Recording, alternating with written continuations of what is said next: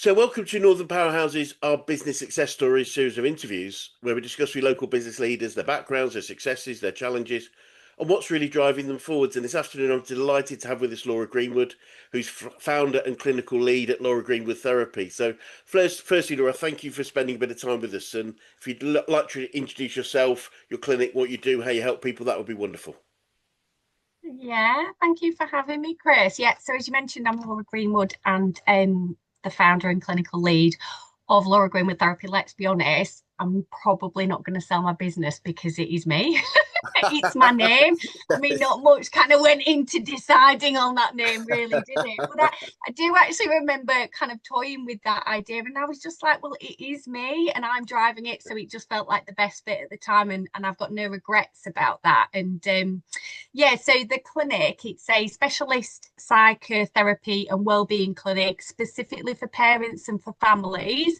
We Right. do support other people that aren't parents, that aren't children, but that is our particular specialism. And we set up 3.5 years ago because I became a mum myself, and there was so much I became aware of in terms of what parents needed Yep. for support and the conversations that they needed to be having to feel much less alone in their Yes. very, very common realities about what it meant to be a mother, what it meant to be a parent in today's society, whereby we are expected to balance all of the plates, do it all, be it all, and do it all perfectly. And I myself, as a psychotherapist, I knew when I stepped into motherhood, I found it so very hard. And Mm. I knew all of the things that I was experiencing could not be explained by things like clinical depression, clinical anxiety, trauma, but yet I didn't quite feel right. And yet it felt like to me, nobody was talking about some of the things I was experiencing. And I felt very, very alone in those struggles.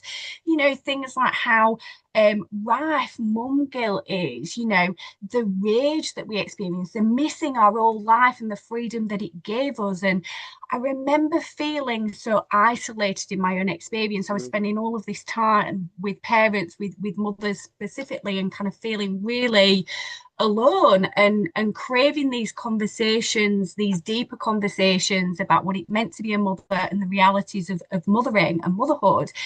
And so what I realized was that actually, there's so much around now within the NHS to support parents, to Yep. support mums, especially within the perinatal period, which is incredible. And yet we are still missing a trick. Um, there was nowhere out there for somebody like me, for example, that didn't fit the box of clinical perinatal depression or anxiety or was traumatized by the birth experience. And yet, what I could see was if somebody like me that knew everything that she did still struggled with this experience, so many other people must be struggling Yep. too. And I knew actually if we had more of these very common conversations about what it means to be a mother, we could actually contribute to the preventing the development of more clinical mental health problems. So that's kind of where Laura Greenwood Therapy started. Started off with the idea of supporting mothers with very common challenges within motherhood, right the way through to more complex mental health difficulties. And then what I started to recognize is, wow, for mothers to be supported more effectively, we need to support the dads as well.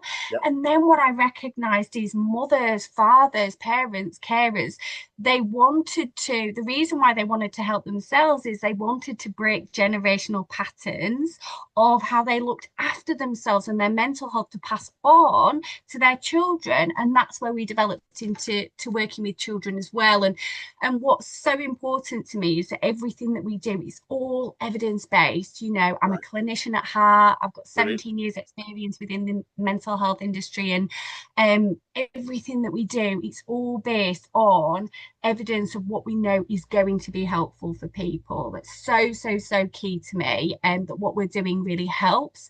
Yep. And we also do it in a way that's really accessible as well, because working with parents, gosh, parents are the most busiest time poor people that I have ever met. And yet they are also the people that need the most help. So everything that we offer is about helping them to recognize that supporting yourself and your mental health, it's not about some of these big grand gestures. Actually, it can be in the small micro moments. Yeah. And that's where that they can find their emotional regulation. That's where they can find who am I now that I'm a mother, now that I'm a parent, and kind of step into building a beautiful, authentic life for themselves. So, I mean, there's loads that we do within the clinic and that I do outside of the clinic to raise awareness of some of these common challenges that parents Yes. face. But in a bit of a nutshell, that's kind of what it is, Wow. and how I stepped into this. Wow. That's absolutely fascinating. And just obviously just trying to replay some of my experiences as a parent. And Yeah. I mean, did you see a lot of I don't know about difference, but obviously going through COVID with kids and things, did you see a lot of additional challenges that families growing through that process face too? Yeah, absolutely. And different and unique challenges. So Yes. using myself as an example, actually, I always say COVID was almost kind of the making of me and my motherhood experience. And and my husband hears this story a lot. I actually say COVID saved my marriage and saved my family. Not many people can say that. No. And I think my son was at an age whereby COVID didn't have a huge detrimental effect on him, and Yep. it didn't have a massive detrimental effect on me either because my maternity leave prior was before COVID. So I got to go out and connect with people and Yep. meet people face to face and kind of, as much as it was a very isolating experience, I did things that allowed me to get out of my four walls. And then when COVID did hit, my son was at an age whereby actually really valued going out and going for our one walk a day and spending more quality time with me and my husband, his dad. But actually, I think there's a generation of parents that were pregnant and kind of had their maternity paternity leave through COVID that really, really, really struggled for various different reasons. And then, of course, there's children and families that had significant periods of their life stuck indoors, whereby actually it was a time where they needed to be surrounded by Yes. their peers. And actually, it's really contributed to the development of, social anxieties, not knowing how Yeah. to relate to other people. And I think it's affected people in lots of different ways, sometimes for the better and sometimes not so. So the challenges are different depending on people's stage of life and people's stage of parenting, is what I've noticed. Yes. Goodness. Fascinating topic, and yeah. And so, I mean, growing up, is this what you always thought you would be doing, something like this, or did you have other plans as a child? Oh, do you know what? Honestly, Chris, I didn't, but I remember I've clearly always been, I'm a very deep thinker, a very deep reflector.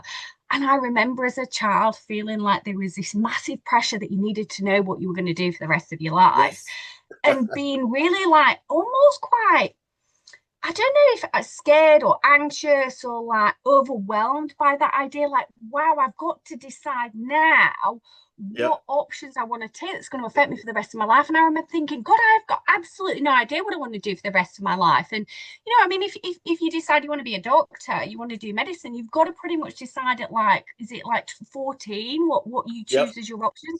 For me, I just find that so profoundly scary. Gosh, you've got Yep. absolutely no idea who you are at 14. How do you know what you want to do for the rest of your life? And I think for me, if I was kind of looking back to and talking to anybody of that age group that's kind of going, oh God, I've got absolutely no idea what I want to do, it's like now at my age, I see so many people at various different life stages making different decisions and different career choices to kind of completely transform and change their life and change what they do. So I would go back and I would say, do you know what? Just go with what feels good and what feels right Yep. now. And it's okay. You're going to grow. You're going to evolve, and potentially you might do something different Yep. later. But that's okay, and Brilliant. you're absolutely not going to be detrimentally affected by that. So did I know I was going to be doing what I'm doing now? Back then, absolutely not. Absolutely not. Brilliant. Brilliant. Yeah, it's funny enough, I heard somebody say not that long ago, they said, well, if you're an adult, you get to an adulthood at, 18, you're an adult. So he said, well, so at 19, you're a 1-year-old adult. So how the hell are you supposed to know what the future looks like? Is absolutely, and it's helped me because I've got Tina, I've got a 23-year-old and a 19-year-old, and it's like, it's okay. Well, I mean, Yeah. the eldest she's already sorted a course out. She's very structured, but the youngest is she's doing stuff, but it's just saying it's okay. It doesn't Yeah. matter. It's We'll okay. see. Brilliant. So Mm. obviously, having founded the clinic and developed what you're doing, as you look back, what are some of the biggest challenges you've had to overcome? So, thinking about this question, and I mean, there's so many, and there's probably loads that have been kind of rehashed in terms of thinking about people's challenges that they've faced in business. And I'm not going to talk about that because for me, I think it's more helpful for people to recognize, real life challenges. And actually, some of the biggest challenges Yep. I've faced challenges in my business, absolutely. But actually, the biggest challenges I've ever faced in my life are life challenges. So Yep. I'm really incredibly open about this. I'm very, very open as part of, the thought leadership piece of my business about what it is that I do, why I do it, and kind of sharing my experiences to connect with people. And so, three of the biggest experiences I've ever had in my life that have totally shaped me as a person, and I would say a business leader as well, is losing my parents at 18, Wow. becoming a mother in 2019, and then in 2020, my miscarriage. And I think I always say, out of all of those experiences, all of them were profound, all of them were hard, all of them heartbreaking Mhm. in various different ways. But my miscarriage was probably the experience that was almost the catalyst that helped me to recognize that I'd actually still been grieving Yeah. since 18. And it all came to the surface and it gave me this incredible opportunity to actually work on it. It's almost like so many people come into therapy within the clinic and say, gosh, I wish I'd come to this work sooner. I wish I'd have found a therapist sooner. And I always say to people, you came to it when you were ready to. Yeah. And it was almost like I probably needed that heartbreaking experience in order for me to go back and process that unprocessed grief. And my life has been I've grieved more of my life than I haven't, but yet actually I don't regret or in a way wish that any of those experiences hadn't happened. And that can be really kind of almost quite maybe shocking sometimes for people to hear, especially because they are extremely heartbreaking. Like, who knows how to process the loss of a parent, especially when you're 18 years old, let alone two Yeah. parents, and then kind of having to live your life completely independently when you've only just become an adult. Yes. But without a doubt, all of those experiences have contributed to who I am today, the person I am today, and I wouldn't change any of them. And I would say I have used my experiences of trauma, of incredible grief and heartbreak, in order to help myself to live the most beautiful life. So grateful for every moment that I have in this life, because I am probably more aware than anybody how finite life can be. So yeah, the biggest challenges, but also the biggest life lessons in terms of I wouldn't be sat here talking to you today, I don't believe, without those experiences. Oh, wonderful, wonderful. Yeah, it's funny enough, I work with a grief advocacy business, and I was at a grief conference last summer, and it was really Mm. fascinating hearing different people's experiences because it's all different, isn't it? And it was just basically however we react, it's okay. There isn't a right Yeah. or wrong way. There isn't a but oh wow, oh goodness. Um, so, if I may bring it back a little bit into business in general, Mm. obviously delivering what you do as a business, what are some of the biggest learnings you've had about running and growing a business? So I think accepting that change, life, things, people evolve and grow. And you kind of have to move with that. The business world and your business life is incredibly fast paced. Yep. And you need to move with it. And if you don't, then you'll get left behind. And I don't mean that in a I'm incredibly I'm conscious of the language that I'm using here. So I'm quite a spiritual person. I have absolutely no issues in any way owning that. I'm also aware not all of your listeners will be quite spiritual. But there's something within kind of the woo-woo spiritual world we talk about in terms of masculine and feminine energy. Masculine energy is all about the doing. The feminine energy is all about the being, the intuition. And for me, actually using your intuition to guide your business decision making for me has been one of the greatest tools, because when I set up 3.5 years ago, I had zero business experience whatsoever. Yes. I had no guarantees at all that any of this was going to work out. I had no idea how to set up, grow, sustain a business at all. Total stab in the dark. But in a way, I think you have to, I always say, like, entrepreneurs have to be a little bit bonkers in order Yes. to kind of think that these ideas in their head, one, I think there's room for it, but two, I actually genuinely believe I can do it. And actually thinking about it on paper, it shouldn't have worked really. I on paper, I did not look like I would be a successful business owner. And yet here I am, and Brilliant. I have no regrets, and I don't look back. So it's about that, making sure you stay still enough to listen to your intuition, but also evolving with and moving with the times. And Yeah. I think people call it fail fast, don't they? But just learning quickly and allowing yourself to learn. So, one of my favorite sayings, I have many, is we never fail, we only learn. Yep. We never fail, we only learn. And actually, gosh, can you imagine? Can you imagine if we didn't learn in life? God, how incredibly boring life would be. And so it's about taking that learning, allowing yourself to feel whatever feelings that you've got in relation to it. You're upset, you're annoyed, you're angry, you're questioning your life decision, and then process that, feel that, and then consider, right, what's the learning, and now what? And now what? Not kind of getting lost in that place of being with and processing your feelings and then kind of moving back. But Yep. always, always, always, always bringing that back to, why am I doing this? Why am I actually doing this? In terms of your business, like your business why, what is my business why, as in why it is here, what I want to change within the world, but also my why. It matters as an entrepreneur what your why is. Why are you Yep. doing this? Of course, the entrepreneurial world, it's a roller coaster of a ride of uncertainty. It's hard work. You have got to have a really good why to kind of keep Yes. putting yourself through that, unless you just like being tortured. Like, so I think for me, it's always coming back to that, and that comes back to that intuition. It's Yeah. really easy to get caught up in the, oh yeah, brilliant, I've got this opportunity, amazing, yes, yes, yes, yes, yes, but actually stop, question. Actually, before making a decision, how does this align with my why?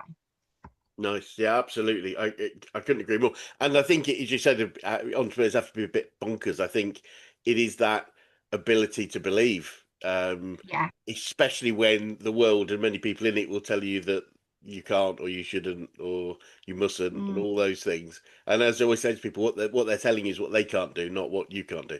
And I think it's just yeah. accepting that and honouring that. That's fine that you can't do it, but please don't tell me that I can't. And Yeah.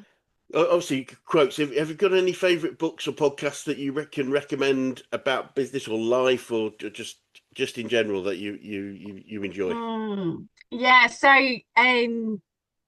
I have so many. I have so many. I literally could be here talking to you about them for ages. Actually, if I'm totally honest, most of the books that have shaped me have not been typical business books No. at all. It's been more self-development books, Yep. actually, because for me, I think I've attended business courses.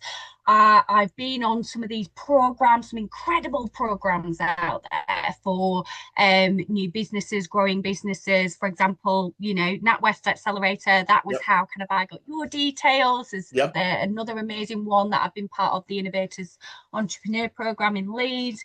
Incredible. For me, you can Brilliant. learn quite easily how to Yep. do business.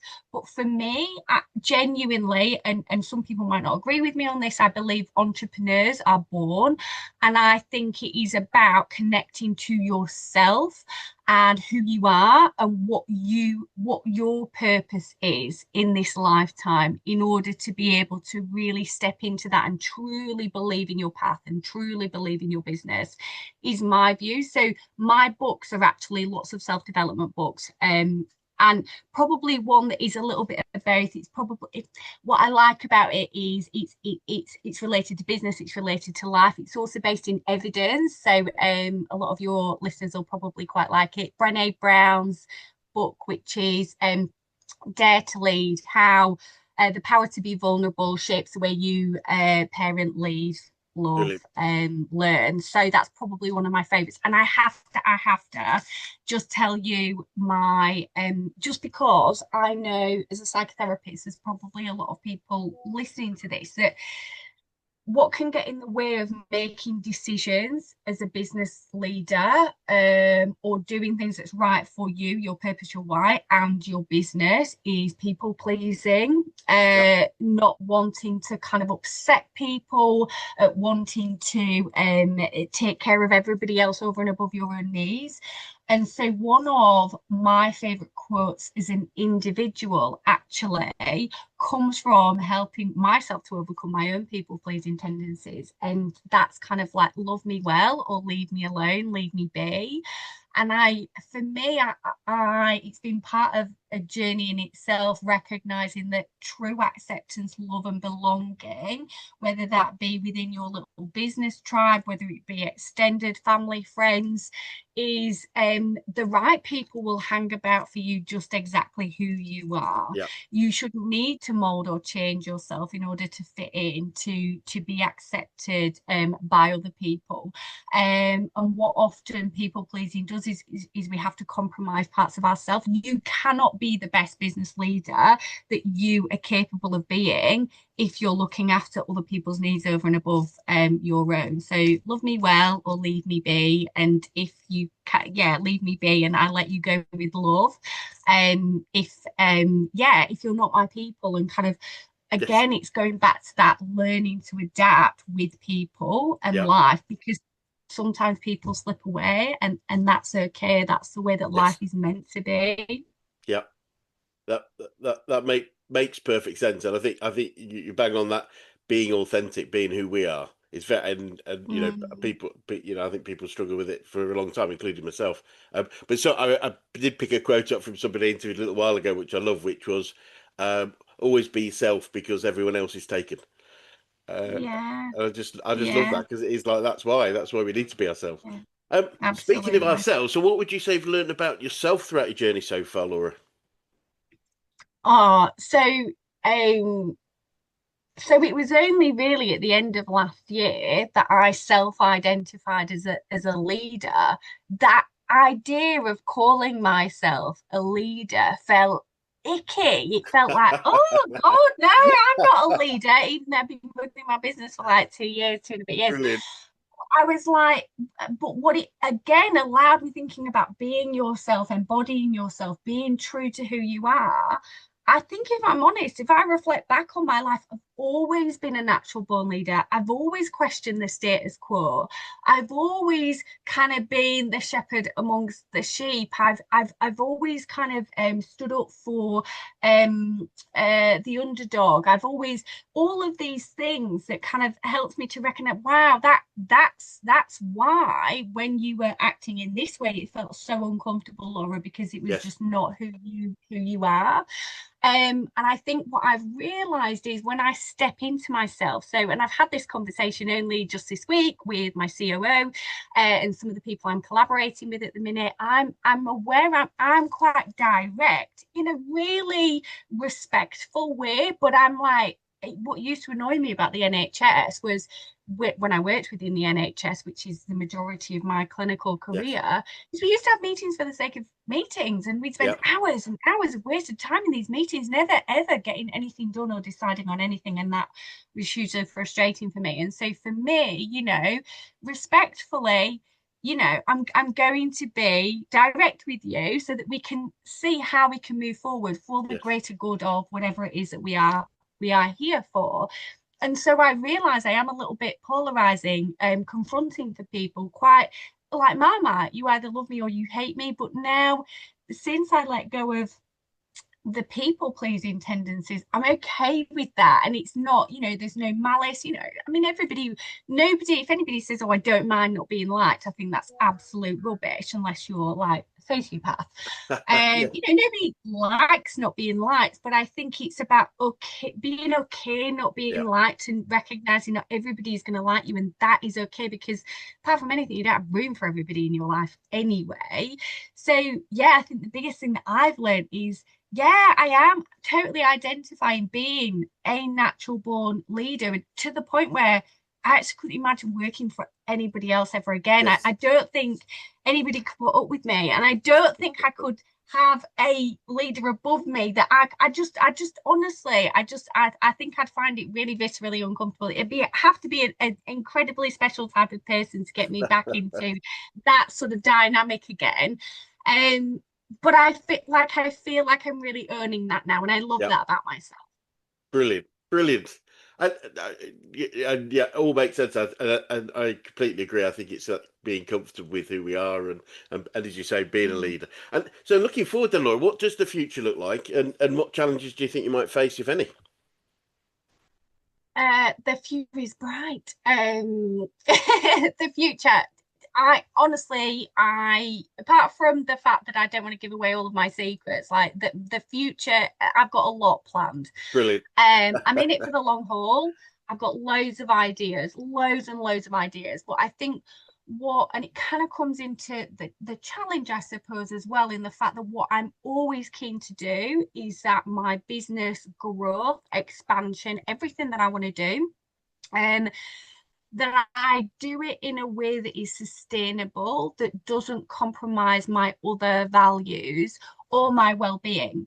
Yeah, So one of the reasons I left the NHS to step out on my own, as well as having this incredible idea and recognizing that actually there was a gap that I believed that I could fill, it was because working for somebody else within that organization, and this is the case for a lot of people that work in the corporate field, yeah, or in big organizations, it was impossible for me to balance my values of career, being the mother that I wanted to be, without burnout. So ultimately, it was right, my motherhood values has to compromise, my mental health has to compromise, and I was not willing to do that, which is why, whilst everybody said to me, gosh, it was so brave leaving, the NHS, for me, I was not more assured, I could not be more assured in any decision that I've made in my yeah, entire life, because for me, I could just see that gradually it was just eroding and kind of killing my soul, essentially, staying within that yes, organization. And so I think for me, the future has a lot in it. Essentially what it involves is me spreading and sharing my psychological wisdom that I know has so much value to give to this world, evidence-based information in a really, and I feel like my speaking style and how I connect with people is very approachable. It makes it very accessible. So sharing that with as many people as possible to break those generational patterns of what it means to love yourself, to look after yourself, to look after your well-being. But the challenge is always going to be, I can do anything, but I can't do everything all at once. yeah, I have to come back to that balance of, am I still being the mother that I want to be? Am I still looking after my own well-being? Am I still able to connect in with my why and my intuition? So I suppose the biggest challenge is I genuinely believe that all of those things that I have in my head, I am capable of achieving, but I always have to come back to and put myself at the center of it, because none of that can happen yeah, without me being okay. yes. Makes perfect sense. And I'm keen to know what you'd say to anyone that was thinking of going into business right now. Yeah, so one, again, going back to something I mentioned earlier, that asking yourself, why am I doing this? Why do I want to do this? Yes. And I think it's quite rare now for people to just get into it for the money. Yeah. But potentially there are some people that think, well, I can make a lot more money doing this on my own. and usually ignore all of the additional stress that comes with it, that takes away your Yes. energy, takes away your capacity, and it's not quite as simple as that.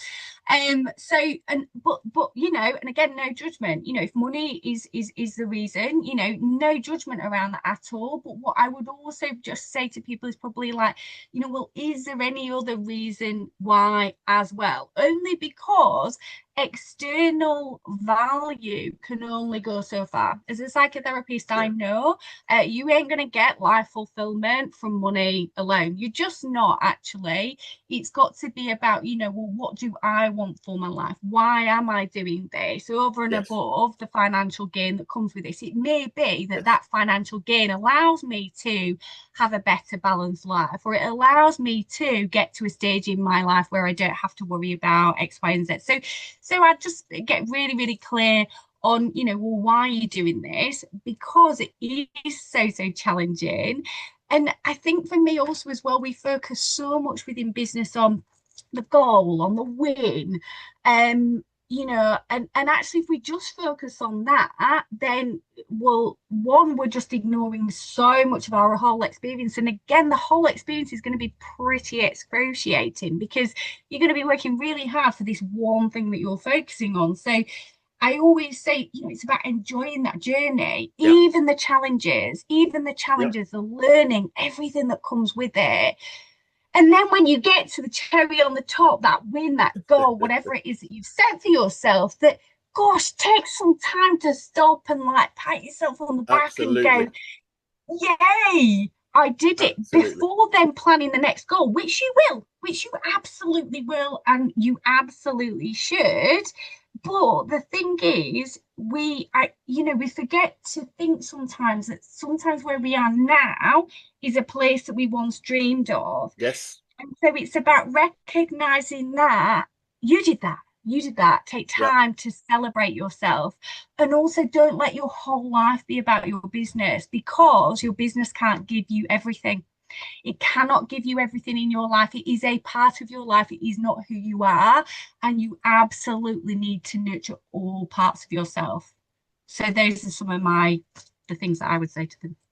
Yeah, bang on. Very, yeah. It's something we find a lot. Entrepreneurial people don't celebrate enough what they've achieved, Yeah. and the challenge for me is if we don't celebrate, celebration builds resilience. It builds that belief that we can, and if we're ignoring Yeah. it to move to the next thing, we're sort of not self-acknowledging that we're achieving things. So I couldn't agree more.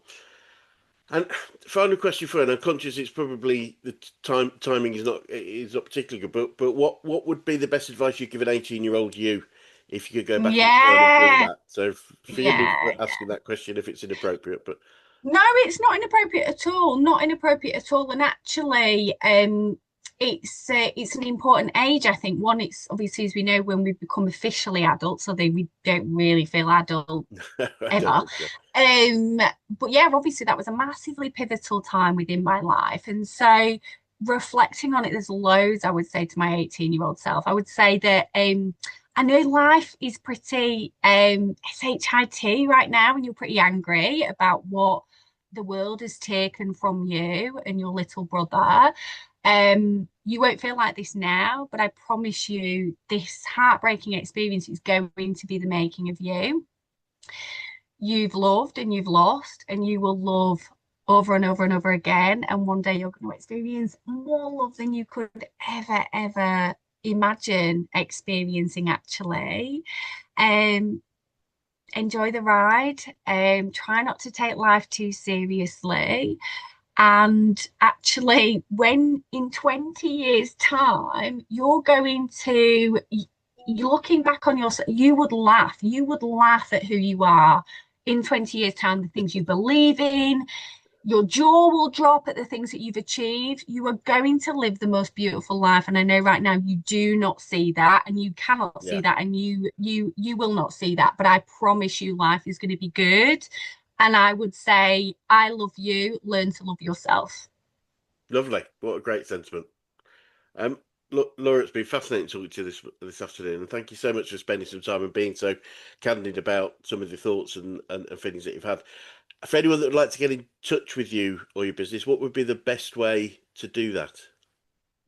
So we are across loads of different social channels. Probably the best way is our website. Yep. So simply lauragreenwoodtherapy.com. There's a contact form on there. Or if you are social, I am very social, especially on Instagram actually, at Laura Greenwood underscore therapy, Brilliant. on Facebook, Instagram, and then also on LinkedIn, just as Laura Greenwood. And then also we have a business page on there, Laura Greenwood Therapy, as well. If people want to Wonderful. say hello to me or anything that you've resonated with today, I always love to hear from people.